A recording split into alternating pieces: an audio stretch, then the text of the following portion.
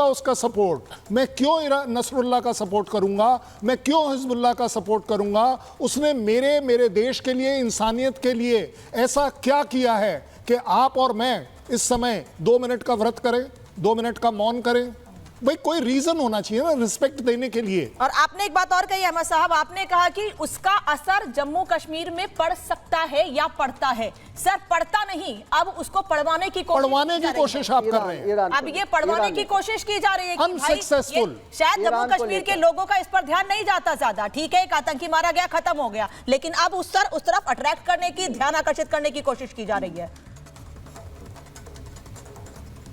अहमद साहब नहीं, एक सेंटिमेंट जुड़ा हुआ है किससे? कश्मीर, जम्मू कश्मीर और ईरान, या जो शिया कम्युनिटी है हिंदुस्तान में या कहीं भी दुनिया में, ईरान के साथ एक सेंटिमेंट जुड़ा हुआ है। ठीक है। तो इसलिए कहीं भी अगर ईरान किसी भी चीज़, ऐसी चीज़ का सपोर्ट करेगा तो नेचुरली उसके मिलाप में उसमें हाँ से हाँ मिलाया जा सकता है, क्योंकि ईरान का मामला है और फ़लस्तीन का मामला है। और चूँकि हिंदुस्तान के भी रिलेशंस इन दो ममालिक के साथ बहुत अच्छे हैं, कोई ऐसा स्ट्रेन रिलेशन नहीं है, इसलिए मुझे नहीं लगता कि इसमें यहाँ का जो बाशिंदा हो मुसलमान कि वो हिचकिचाहट करेगा ऐसा कोई सपोर्ट करने में जहाँ ईरान किसी बात को सपोर्ट करेगा, क्योंकि वो इस्लामिक जमहूरिया माना जाता है।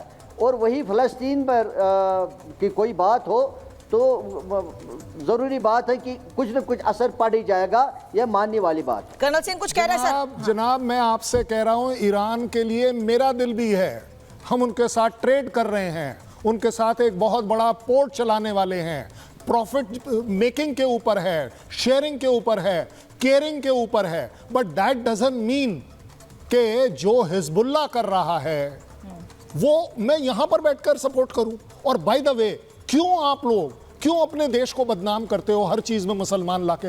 It has got nothing to do with मुसलमान। इंडिया का स्ट्रेट क्लियर कट सिर्फ सिंगल पॉइंट एजेंडा है कि किसी भी तरह का टेररिज्म दुनिया में कहीं पर भी है, उसका जवाब सिर्फ एक होना चाहिए कि वो टेररिज्म एलिमिनेट होना चाहिए, मेरे देश में भी, किसी के भी देश में। क्योंकि अपने आप में टेररिज्म ने ना आपको कुछ अच्छा दिया है, और अगर आप होप कर रहे हैं कि 4 वोट ज्यादा मिलने वाली है तो वो उसमें भी आप गलत हैं। इसका मतलब कोई वोट नहीं कर रहा। इसका मतलब ये भी नहीं है कि अगर ईरान ने कुछ गलत किया है, ईरान ने अगर हिजबुल्लाह जैसे संगठन को खड़ा किया है, उसको मजबूत किया है, तो उस स्थिति में भी हम ईरान का समर्थन करें जब वो टेररिज्म को बढ़ावा दे या हिजबुल्लाह जैसे संगठन को मजबूत करे। भाई इतना बढ़िया एग्जाम्पल सामने है कि पैलेस्टीन को हम रिकॉग्नाइज करते हैं, लेकिन हमास को हम नहीं करते। वापस लौट रही हूं, बड़ी खबर है इस बीच मेरे पास एक, इजराइल के हमले से दक्षिणी लेबनान में तबाही मच गई है। आईडीएफ ने एक साथ कई ठिकानों पर हमले किए हैं और उन हमलों की तस्वीरें भी लगातार जारी की जा रही हैं। इजराइल की ओर से जो हमले दक्षिणी लेबनान में किए जा रहे हैं, दक्षिण लेबनान वो एरिया है जहां पर हिजबुल्लाह के आतंकवादी हैं, और इन्हीं जगह को टारगेट करके, इन्हीं जगह को चिन्हित करके इजराइल ने हमले किए और एक साथ बड़ी संख्या में लड़ाकू विमान भेजे गए, जिससे कि हिजबुल्लाह के चीफ नसरुल्लाह का खात्मा हो सके। और उसके बाद भी अटैक रुकने का नाम नहीं ले रहे हैं, ये अटैक लगातार जारी है।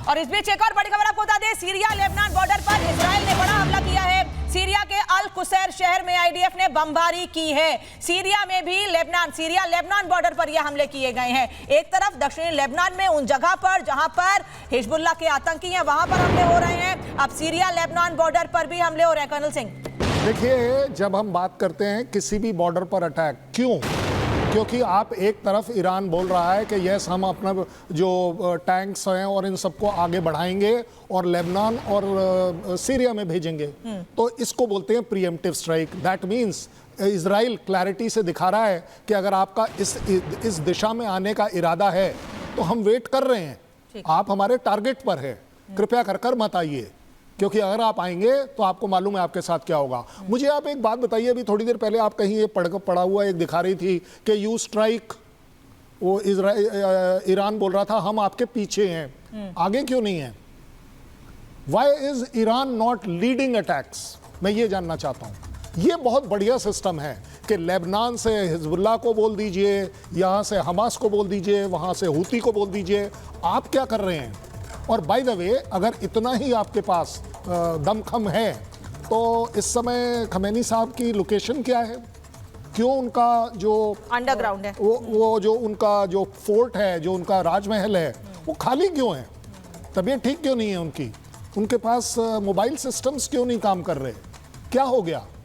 ऐसी क्या चीज़ है उनके कंट्री के अंदर कि जहां वो इतना इनसिक्योर हो गए? क्यों?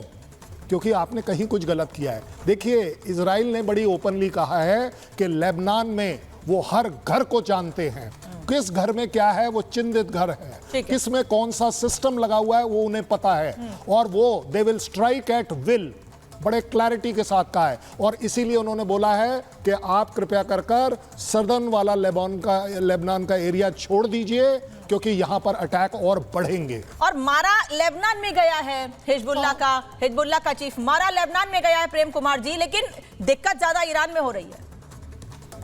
देखिए, ये लड़ाई और भारत में तो हो ही रही है।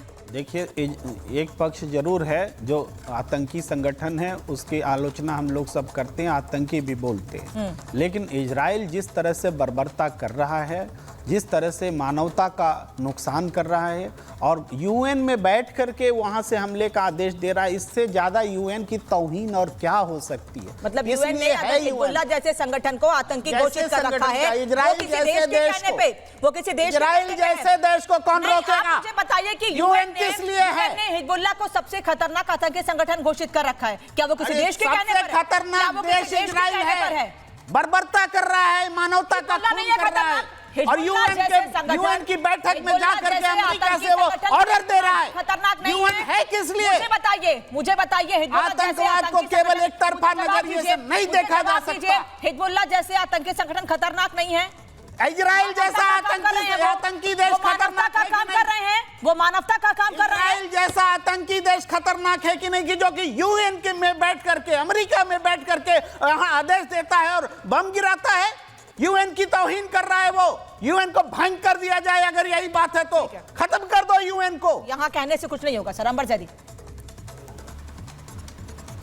जी, बिल्कुल। देखिए, जिस तरह से अभी हम इस पूरा एस्केलेशन को बढ़ते हुए देख रहे हैं, एस्केलेशन हो रहा है, तो मुझे लगता है कि यूनाइटेड नेशंस की भूमिका पे सवाल तो ज़रूर उठते हैं, क्योंकि लगातार हम पिछले कई सालों से देख रहे हैं कि हमारे सामने कई सारी वॉर्स हैं। अगर हम सिर्फ इस कॉन्फ्लिक्ट की बात करते हैं और उम्मा के कॉन्सेप्ट की हम बात करें, तो उम्मा का कॉन्सेप्ट भी यहाँ पर बस्ट होता हुआ नजर आ रहा है कि कोई उम्मा का कॉन्सेप्ट नहीं है। 57 OIC की आपने स्टार्टिंग में बात की थी। OIC एक बड़ा संगठन है, 57 इस्लामिक नेशंस का, जिसका सऊदी लीडर है।